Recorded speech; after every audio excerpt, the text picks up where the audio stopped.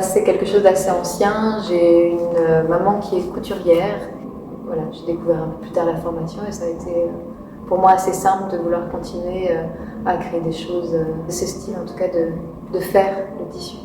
Moi, ce qui m'intéresse, c'est de vraiment comprendre un peu ce qui m'entoure à partir de ce médium-là et de comprendre donc la structure effectivement d'un textile, donc comment il se compose, comment il se maintient. Et très tôt, je me suis rendu compte aussi qu'il y a une très ancienne étymologie commune entre le textile et l'architecture.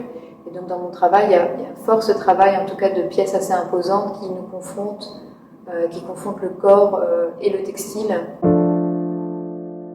Tout derrière, ici, qui s'appelle Jardin latent. Et je décrirais celui-ci parce qu'il parle du geste dans le sens où c'est un tapis mais qui est encore un peu roulé et un peu en suspens d'une certaine manière.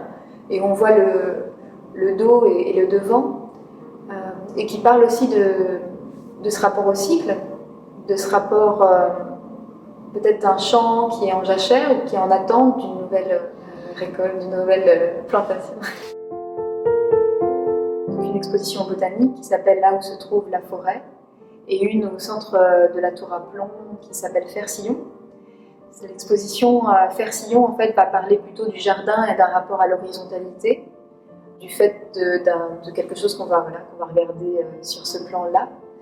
Alors qu'au botanique, ça sera un plan beaucoup plus vertical, on va être beaucoup plus confronté.